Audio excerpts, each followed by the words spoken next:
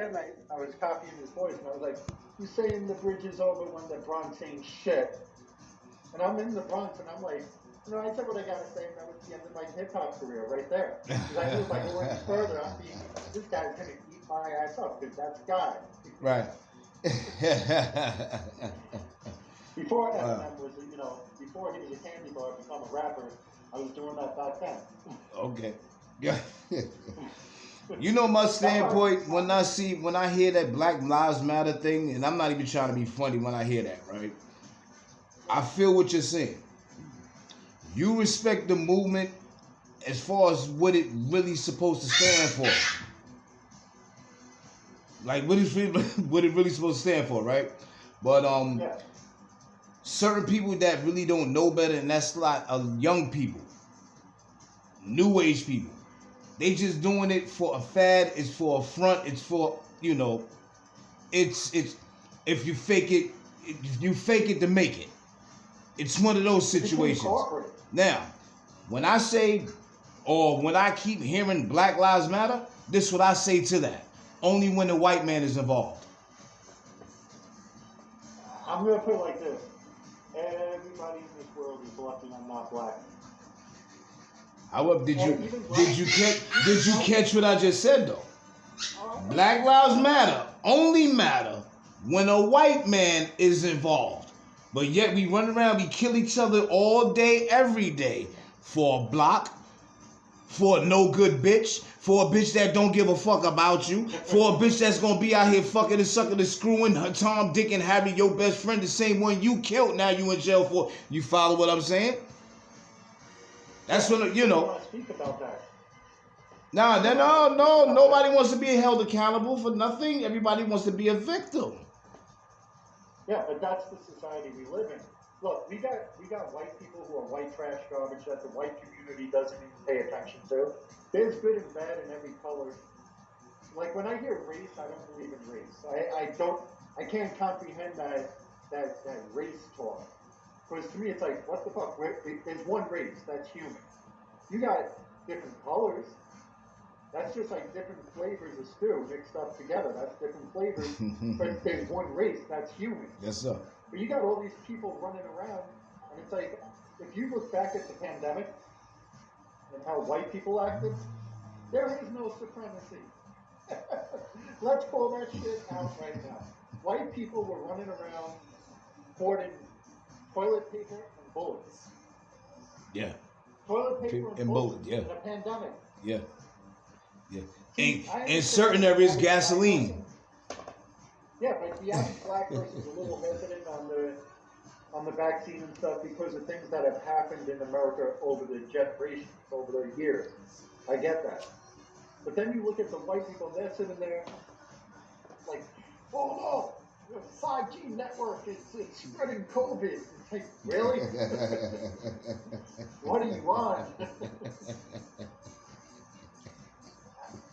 I was thinking the other day, I was like, if Martin Luther King was still alive, if he was still alive, he'd kill himself again, because he would sit there and be like, wow, I had a dream. And I respect that dream he had. And I saw the marches. And I woke up into a nightmare. And he woke up into a nightmare. Bro, suburban white women were wearing Crocs at the marches. Mm. We went from militants, like the Panthers with the black outfits, militant outfits and everything, to Crocs. How did that happen? Crocs, tight pants, slippers, all yeah. Yeah. Call the females, bro. Yeah. Yeah. I take responsibility for my fellow bitches, my white women. I understand that they're hurting us. I'm gonna be that one that takes responsibility. Somebody had to do it. Yo, so let me ask you. What made you want to start doing comedy though? Oh, you want the story on that one? I was like 4 or 5 years old, and my grandmother, like, she was going to do wash, and I went down with her, And I went downstairs. We get on the elevator, and there's this single guy, older guy. He has his wash in his hands. And you know when you were a kid, you would just make those noises and shit instead of just coming out and saying what you had to say. You would just be like, yeah. And I'm doing that. My grandmother is like she's having a heart attack behind me. So finally the guy's like, oh, what's wrong, little guy? And I turn around to him and I'm like, what are you doing? He goes, well, I just got done doing wash. I was like, you don't have a woman to do your wash? He goes, no, I'm a single man. I was like, oh, you're not a real man. My grandmother told me, she was like, with your mouth, you're either going to get paid or you're going to get killed. So, fast forward, it was a Thursday night. I was in the city. I turned to my friend. I go, I want to be a comedian. And he was like, what? I go, I'm going to be a comedian. I go into the bar, and I turn around to the guy, and I go, this Saturday I want to do a comedy show in your basement. Can I? He goes, yeah, sure. Can you bring 20 people? So I got 25 people at $20 a head. I made over like over 500 around there. And hence that's where that bullshit starts. Yeah, but I had no material, nothing. I did an hour with no material. It sounds sort of like me. Yeah, but I got up there and I'm just like, hey, what's going on? I'm Glenn Raymond. I'm a stand-up comedian. I have absolutely no material. How the fuck you guys doing tonight? No, I'm laughing.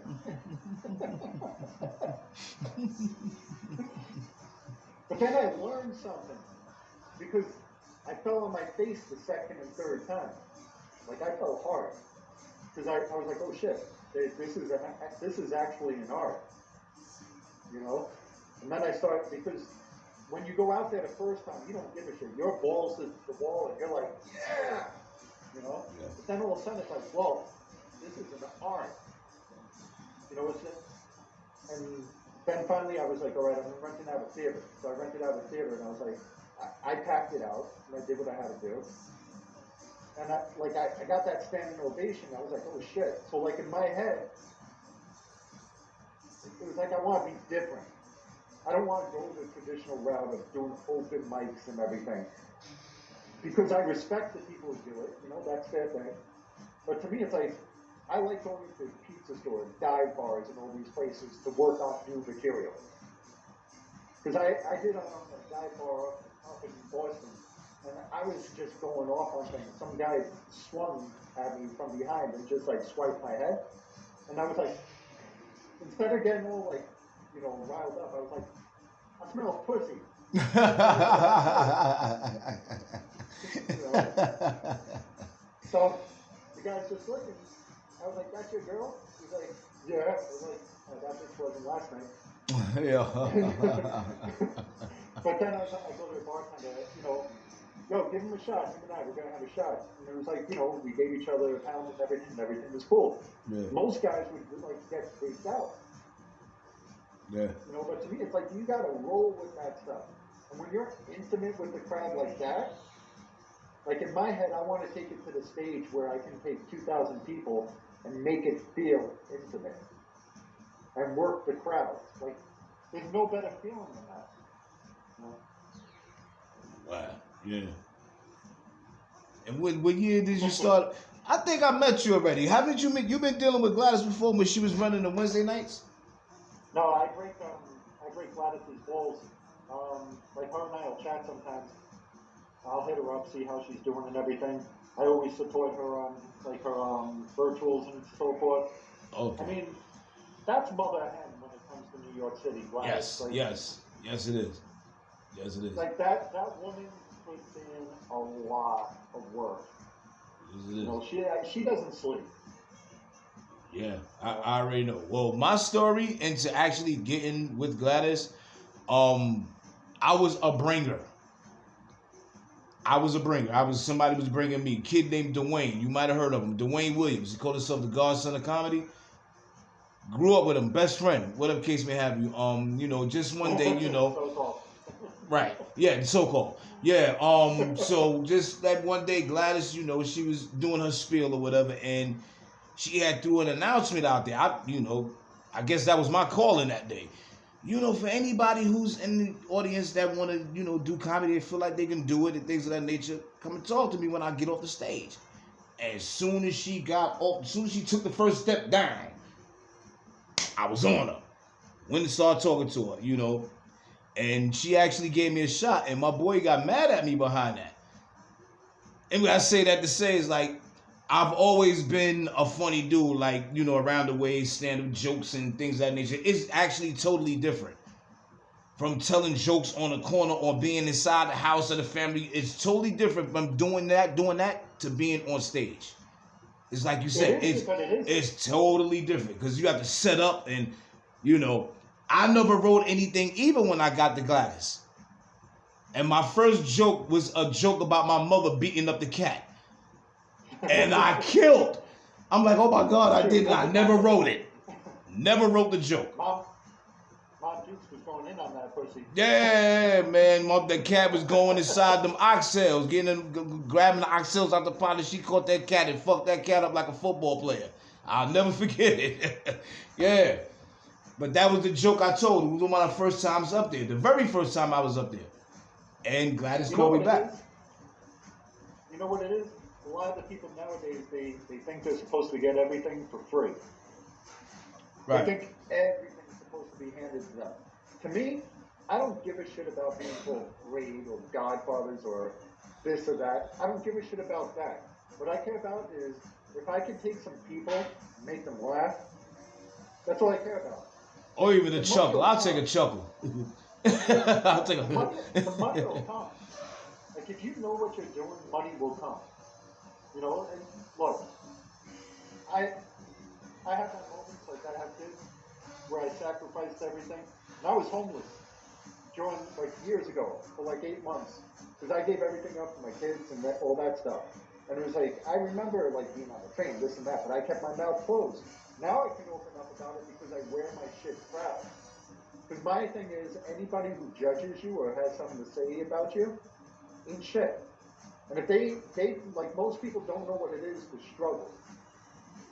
Right. Most people don't. I laugh at, I see some guys, on the white side, the guys will be like, oh, I don't have fucking privilege, this or that. I'm like, bro, you don't even know what that means, do you? Only if you do. It's not that you have a white privilege card. What's really being said is, when you walk into a store, the people walk up to you, hey, how you doing? What's going on? That's your privilege. It might not seem like a lot, but you're being accepted just because. As opposed to when somebody else walks into a store, they're being looked at, oh, do you need help? Oh. And then you know how it is, you got that one security guard who's just following you around just because. Yeah. Yeah. So to me, that's what's meant by the privilege. And I look at these people and I'm just like society right now is just fucking whacked out in the head. Yeah. Very. And it's not coming down anytime soon. Sad. Sad but true. Metallica song. Sad but true. Let me ask you this question now. For all the young comedians, all young, up and coming comedians like myself. I'm not talking about his age and things of that nature. I'm talking about his years in growth and development as far as when it comes to stand-up. What advice do you have for him? Myself included. Read as much as you can, absorb as much as you can, write every day. Even when you have nothing to write. You might think that you have a writer's block or whatever, just write something. It doesn't have to be funny, just write. Write about your day, write whatever. And then a few days later, go back to it and punchline it or whatever. You don't always have to be funny. To me, the greatest comedian is the comedian who can make you think, but also make you laugh. Because if you could do both of those things, make a person think and also make a person laugh, then you're on another level. Because anybody could sit there and be like, oh yeah, let me tell you about my dick. Okay? So it's there's an old story about Kevin Hart. Back when he started, it was on the podcast, Chappelle's podcast that he has on Apple. Yeah. And Kevin Hart's talking about when he first started, he was doing hack jokes. And the joke was about a midget. And there was a guy who kept coming up to him and going, "So, what else did the midget do?" And Kevin Hart would tell the joke, and then the guy would be like, "So what else did the midget do?" And the thing was, like, everybody does those same old safe jokes. It's the same old bullshit, repeated, because it's safe. Yeah. Like, to me, the race jokes are stupid. Like, how many times can I think sex jokes are stupid too. I think too many sex jokes and dick jokes and all that shit is stupid too. Yeah, but it's like, if you're gonna do it subtle, but make sense. Like, do something that's never been done before.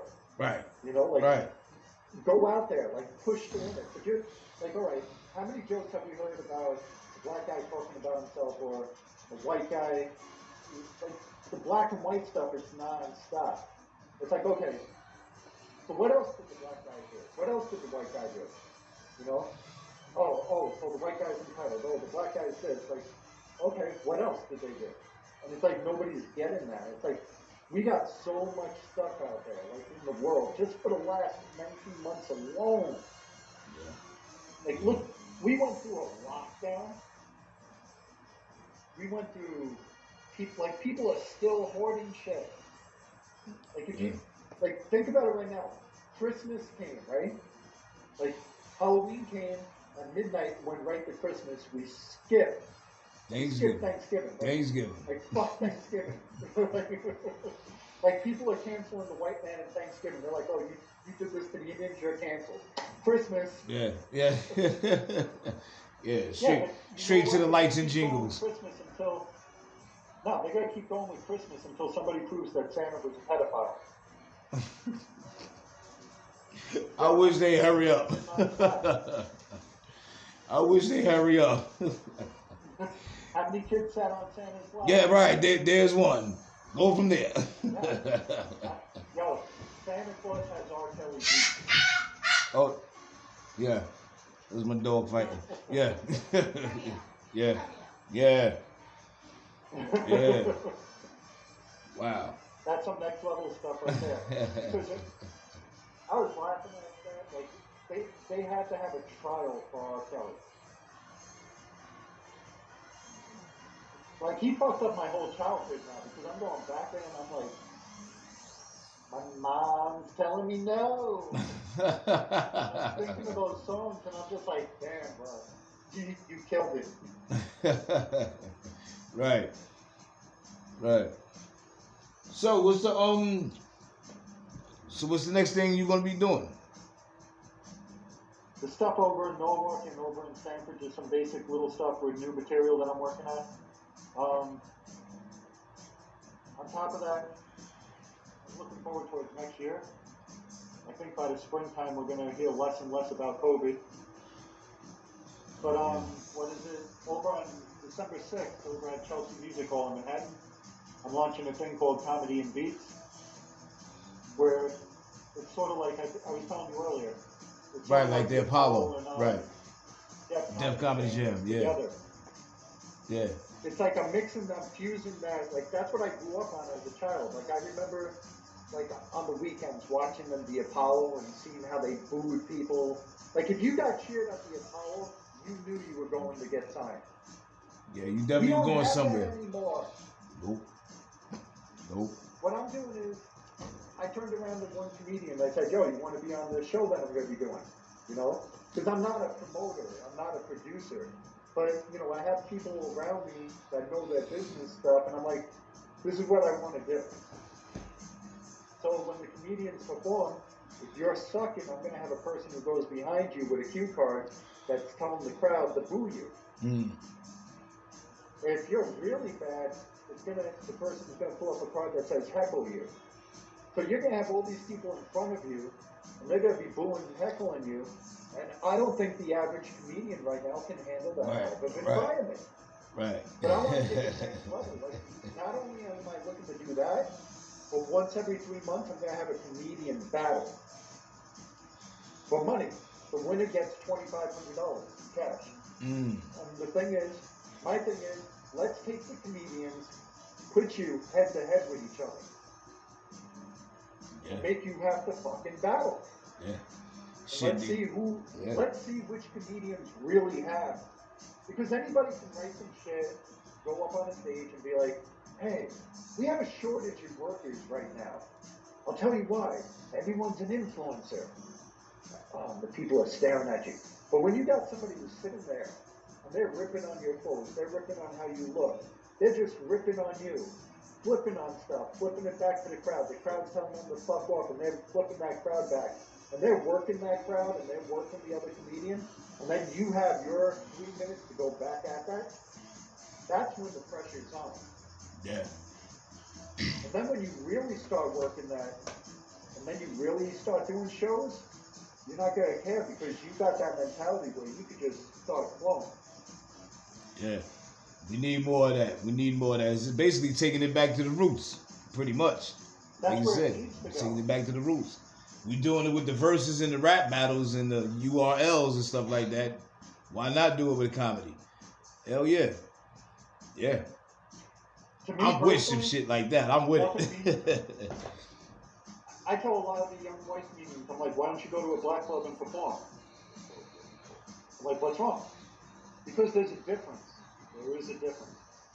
We're more outspoken. They'll just stare at you. They'll be like this. Maybe once in a while you get somebody who yells something at you, you know, like, oh, you suck, or something like that. But when you're in a black crowd, like in a black comedy club, they'll let you know. They'll let you know if you're good. They'll let you know if you're bad. And they're not going to hide it. And I look at a lot of the white comedians, I'm like, why don't you go there? They're terrified. Yeah. Yeah. You know? Yeah. I did something in the Harlem Shrine and almost happened to me. What saved me is the fact that a dude that worked there looked like the dude like from Spawn, the cowboy guy. When his arm was a blade, and that saved me. When I pointed that out, that shit saved the hell out of me with all them black people up in there, man, in Harlem, man. That one saved me. Somebody asked me, what's your dream? Like the dream place to perform. They were like MSG or Radio City and this and that. The Apollo. Because that's next level to me. Like if I could go to the Apollo and rip that place and get a standing ovation, then I know I made it. Yeah. It's not even about money. Like most people don't understand something. Everybody's so focused on the fame, so focused on the money. Fame and money will get you so far. I mean, trust me, like we all need money to eat and all that stuff in this system that we're in. But if you got talent inside you, and you know how to move people, and people can connect with you, that's some next level stuff that a lot of people don't have. And I don't see that in people nowadays. Like, I just see a bunch of, like, politically correct people with agendas. Like, all I see is groups of people and cliques trying to move, and they can't even move together because they don't believe in what they're pushing. Like they're in the same group and they don't believe what they're pushing. Right. You know? Right. And God forbid you say something that somebody doesn't like, oh, I'm going to cancel you. Like, first off, the cancel bullshit. Like, the cancel thing to me is bullshit. Because you can't fucking cancel me. Guess what? If a club doesn't want to book me, if a theater doesn't want to book me, I can take the karaoke machine, go around the corner and do shows outside in the street. We have internet. Yeah. No, but just go out. Like I tell a lot of comedians, go back, like you go to LA, go to the beach, do a show out there. Do a show out in the street. Like connect with the people. Like you and I are chatting here right now. You know, technology is good like this. But you got a show coming up, get 5,000 flyers. Go out in the street. Hey, what's going on? My name is Raymond. Do you like stand-up comedy? Yeah. Well, do you go out on Monday nights? If they say no, you know, just let them know who you are. Keep it moving. When you get somebody who says, yeah, I go out on Mondays, all right, I'm going to be performing over here. Here's a flyer. Why don't you come down here? And like you work that and make those personal connections, that's how you pack a venue. That's how you start building an audience. All these people are like, oh, I'm an influencer. You're a social media influencer, so you lip sync on TikTok and you think you're a celebrity because you bought some fans. And because you purchase these fans to make it look like you got 50,000 people following you. Yeah. Social media to me is bullshit. It's like getting a hand job with no lubrication. Yeah. I'm not paying for no fans. A couple of people came at me with that shit too, paying for the fans. Welcome to those who's tuning in, those who's going to be watching. Welcome to the most slept on talent show where you're hearing the raw, the real. Got my man Glenn J. Raymond in the building, legendary stand-up comedian, man. Yo, well, check him out, man. Check him out when you get a chance. Please check him out, man. One hand wash the other, both wash the face. Ain't nothing like a little bit of support. It's all free. Just press a button, man. Word. Yeah. I mean, bro, at the end of the day, we can sit there and we can pitch the same lines over and over again. And at times it goes null and void. Yeah, but the internet changed everything. Yeah. It changed everything. It made people lazy. Like this is what people are doing nowadays. They're doing the same shit over and over every day, not getting any real results, not seeing any real money, and they're just blaming people. Everybody's blaming everybody for their shortcomings. We got some systematic real shit that we need to fix in this world. But the world isn't as bad as everybody's trying to make it. I tell people, shut the internet off for a little bit, go outside. Go outside. Mm-hmm. Like I hear people, oh, New York City's dead. No, it's not. Nah, I was just in the city last night, like it's packed. Broadway is packed. Like there's a lot of businesses that went out of business because of the bullshit with the pandemic. Right. But the city's coming back. You know? Yeah. But it's up to each and every one of us, where are we going to go from this? And I think like this whole internet thing, like we, as comedians, we sit there, we observe, we find the absurdities, and we shoot it out there.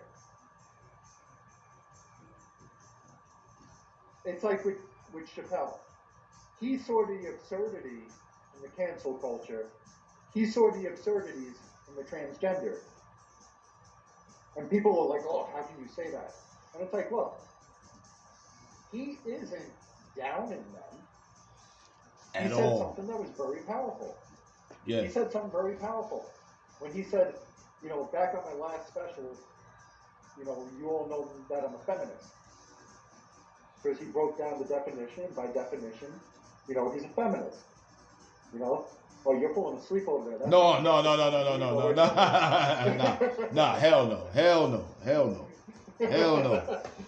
no. Nah, that was the second win right there. Nah. Yeah.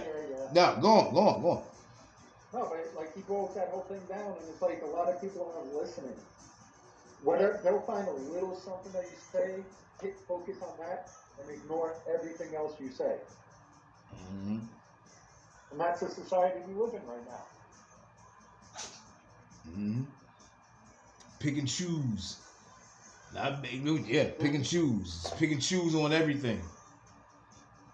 Yeah, but there's no real in the stuff anymore. Like, even on the comedy, you don't, like, you go back to the old Richard Pryor stuff. He, like, I'm going to break something down that a lot of the comedians don't want to hear. They keep calling Chappelle the GOAT. He's not the GOAT. He's not the GOAT. He's great at what he does. He's an amazing storyteller. He's solid at his work. He is. You got George Carlin who did over 50 years and was just a rapid-fire machine gun. Like, that guy was just next level, like, oh, shit. You got Richard Pryor who self-deprecated himself, like, and that, I still remember there was a thing that he said one time, and he was lighting up a cigarette, and he took the match, and he went like this, and he was like, you guys think I didn't hear what you said. You know, this is Richard running down the block when he set himself on fire. And it's like, these guys did things to a level that comedians aren't doing right now. Mm-hmm. Like, who's really changing the game right now? Is that a question for me? Oh, good. If it was a question, I'm gonna stay silent. Yeah. You got more years in this, so I'm gonna stay silent on that. I think Dave is an amazing I think he's an amazing storyteller, and I think he's an amazing business person. Because when he left the Chappelle show, and I respected him for that, you know, like, he needed a timeout. I don't know him personally. I don't know his reasons. Everybody's always trying to speak for somebody else. But this guy came back and made money on top of money. He's still making money. Yeah.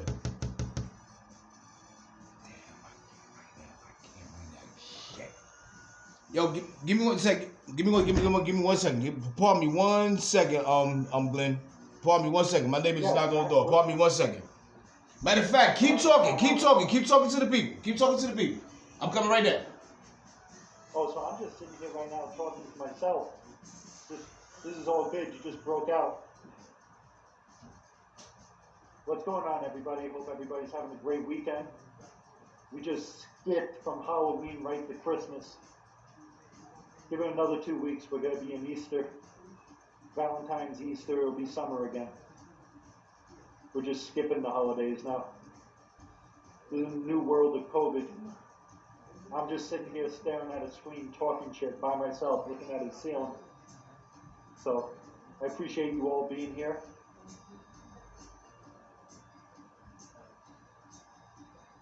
I'm watching football right now. We got the Rams and the Titans.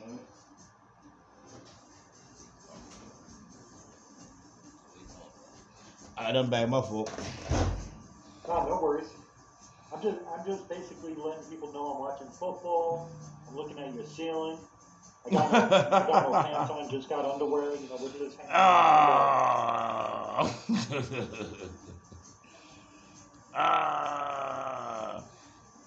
Oh, don't worry. That's that. Yeah, I'm just doing, like I said, I'm doing a platform for those, you know, ain't charging a dime. You know, the same thing we was talking about. You want the real, the news, just, you know. You gotta make $1 at what you do. If you're good at what you do, you need to make money. I'm working on it. But I wish I was a little closer, man. Hopefully I'll be a little closer soon. Soon. Day by day, don't stress yourself. You just gotta keep an open mind. Keep your mind, like, that's the biggest thing I tell people. Don't stress shit that you don't have today. Yeah. You know, put it out to the universe where you want to be at, and then every day take a step towards it. Yeah. You know? Because sometimes we look at our current situation, we get stressed out. Like, I was dating some chick recently, like, I had to take a moment to reflect. Her and I broke out, and I was like, oh, fuck, I'm actually dating people who belong in, like, psychiatric wards. You and me both. Nah, but it's true. Like, I'm dating her. We move in. Everything's good. Then she just goes. She left. I'm like, wait up. We're not arguing. We're not fighting. Why'd you break up? You break out. All right. Rewind. She breaks out again. Rewind. She breaks out again. Yeah, but the whole thing is, it's like, I blame myself for that shit, like, for allowing that to happen. I call that COVID stupidity. I was just bored. Because normally I would have just been like, yeah, just leave. We're done. That's it. Like, I don't argue and fight. You know, like, a lot of guys, they sit there, they act like, and any women who hear this, I'm not shitting on you. I'm just speaking from a guy's perspective. You know? I'm speaking because I'm a man. I'm a man who's a man. I'm not a man who feels like I'm a woman. I'm a man. So I'm speaking from a man's perspective. You know, I know women have their perspective too. Because the minute you say something as a guy, oh, well, guys are dicks too. Okay, I get that. There's guys who are dicks too. I'm just talking from my side, my experience. Right. You know? Right. I don't know how it is to be a woman who swallowed and the guy said later. I'm not that person. Shout out to those who's tuning in. You're getting it real here, man. Welcome to the show. Welcome. Official is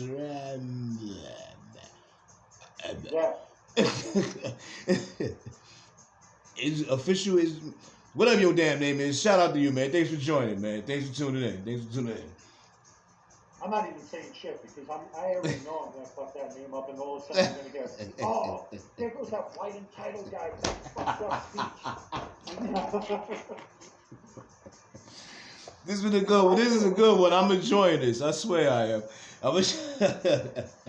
Hey, you said it. Let's have fun, right? We're gonna have fun with it. We're gonna have fun with it, man. Hopefully I ain't taking up too much of your time, man. Hopefully, you know. No, not at all, bro. It's Sunday night. People just gotta talk shit, and that's it. Somebody said, "What do you feel like you are as a comedian?" I go, "I'm a professional shit talker." Yeah. You see life and you spin it out there.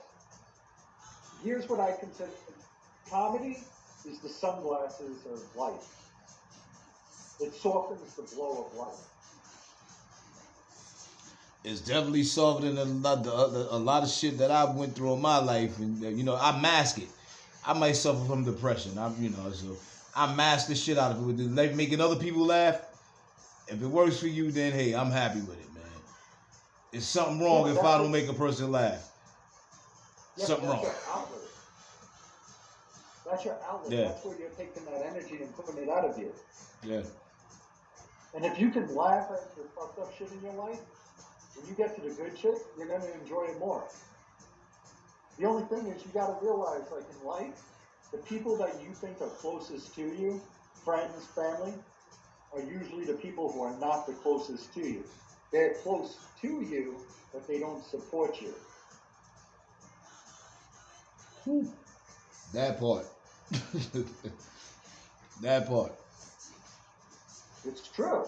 Like if you speak to the majority of people, the majority of people are going to tell you that the people that they thought were closest to them when they were trying to achieve their dreams or do something positive, whether it was something like whether it was quitting smoking, whether it was quitting drinking, whether it was just, and I don't even want to say the word quit because that's another thing. You use the wrong words.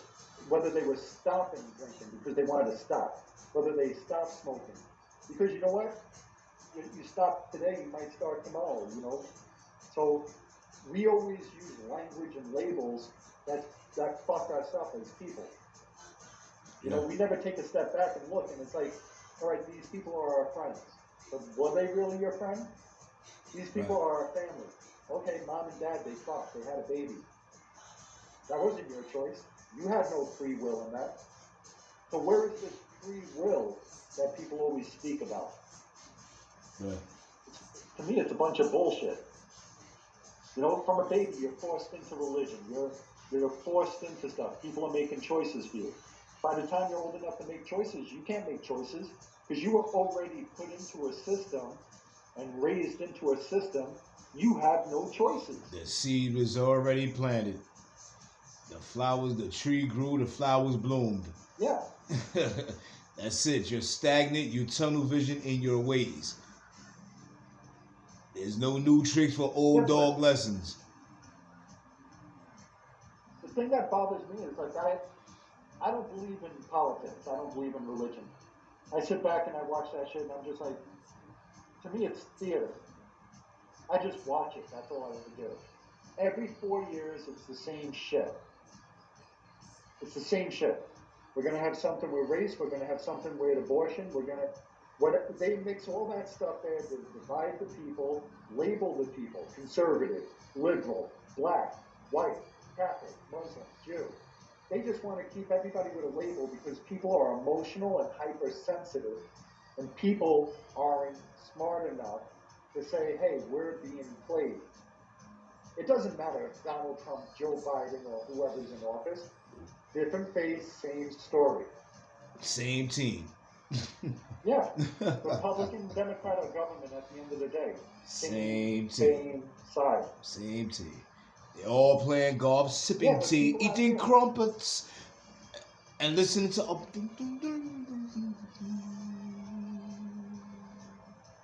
the day Cheerio. The day that white men and black men actually unite is the day that real change will happen. You don't have to love each other because guess what? I know there's people that we just don't like on both sides, but at the end of the day, there's dicks on both sides. But if the majority of black men and white men got together, and I'm saying men, heterosexual black and heterosexual white men, and it's not hating on other people, but it's time that we put our bullshit to the side and actually work together. That's when change is going to happen. So nice.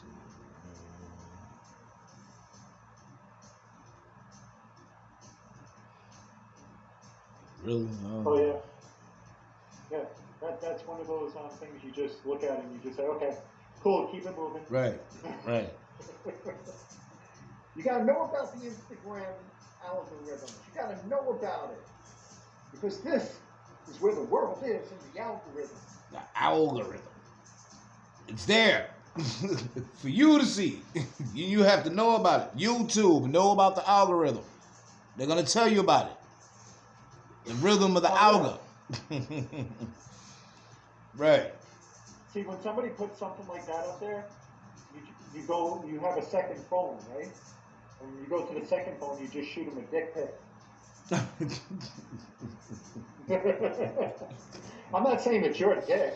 You go to Google, there's a shitload of dicks up there. You find a nice dick that's all shaved and whatever, you shoot that. So if anybody ever says it's you, it's like, nah, that wasn't mine. Yeah, right. Right. Right. You don't want that shit coming back to you. Shout 5-star most ill thinkers in the building. Yeah. My boy Glenn Raymond in the house, man. Glenn Raymond, legendary stand-up comedian, man. Like I said, go look him up. Check him out. Great guy. No. Buffalo. Yeah. I shouldn't have did that, right? That was live. Everybody gonna see I did that face. They gonna run me about this motherfucker now. What you mean? Yeah. What you mean when he said Buffalo? You went. I kind of meant it. What you mean? What I mean? Nah, Buffalo's alright though. Buffalo's alright. I ain't gonna lie. This is like the only spot where you get like all five seasons in 2 weeks. Winter, spring, summer, fall, and autumn. You get it all. Oh, that shit's cold up there. It's getting there. Yeah, it's getting there. It's getting kind of chilly now. It's all right in the day, but I give it a couple of days.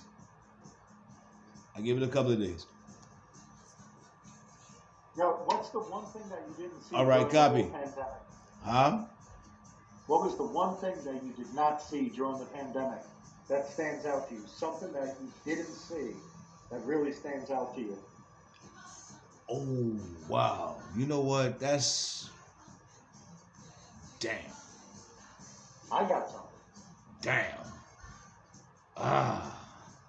There was something missing. And I noticed it right away, and it's still missing till right now. Let me hear what you got. Cause damn, that was a good one for me. It was something like, I never really paid it any attention, but go ahead. The religious people, they went missing. The government realized that religion doesn't work anymore. So they phased that shit out. And they brought in the whole believe in science. See, the corporations, they have belief in X'd out science. religion and brought the science out. Ooh. Once the pandemic is fully over, because we're not in a pandemic anymore. A pandemic is when you don't know what's going on. That was in the beginning. We're in the endemic right now. But once we fully get back to normal life again, 100%, that's when the religious nutcases are going to come out and be like, oh yeah, God saved us. Yeah. They weren't missing in action. You know what I'm waiting for? I'm waiting for the fake alien invasion. I'm waiting for the holograms to come out. I was really trying to help you because I thought you. Oh, I'm loving this guy. I was literally trying to help you because I thought you were underrated. Okay. I thought the same thing about your moms, but unfortunately she put a little too much teeth on the shaft when her and I got together. But I need to calm down with that shit. And I don't mean that in any way either. I'm just saying, hashtag oops. Hashtag he summed it up. Now come back again. It'll be my turn. Come back with it. We're not trying to buy. I believe you heard him say that. We're not doing that. We'd rather grind for hours. We're gonna grind for hours. Well, me, I'm speaking myself. I'd rather grind for mine. I'm not buying your views. No, thank you. I'm not buying your Bitcoin. I'm not doing none of that. Leave me alone. I'm not buying your Bitcoin, your Bitcoin. Yeah, your Bitcoin, none of that. None of that. I love that shit though. Like, there's people who hit me up on like social media. They're like, "Hey, what's going on? Hope everything's okay." And then all of a sudden, it's like this cut and paste thing. Oh, did you know that you can make money like this? Like the lady asked me that, and I was like, you know how you can make money, right? She was like, what? I said, the oldest profession in the world. Take that corner, sweetheart. You can make money. Get your knees dirty. Yeah. They got knee pads now. Yeah. They got face masks and knee pads. But these women aren't working prostitution like they used to. You got the internet now. You could get Groupons. 50% off. You could get a shitload of stuff going on with prostitution now. Oh, wait up, disclaimer. I'm not saying that people should be prostitutes, but if you were to do it, you need to know how to work it properly. Yeah, and properly you should work it. Yeah, you don't want to have all fucked up and all dried out and everything. So what are you going to do for the rest of the night? I'm not sure yet. I don't know. I might jump on PS4 or something. Who knows? What games are you playing? Oh, shit. I got 16 seconds left. And we don't want him to cut it. So I'm going to cut it at 5. Okay.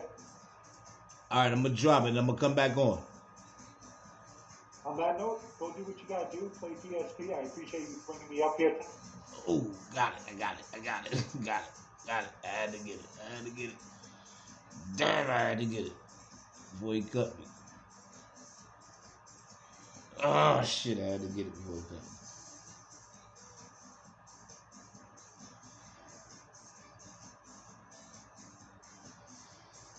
Ooh. No, don't cut it. Don't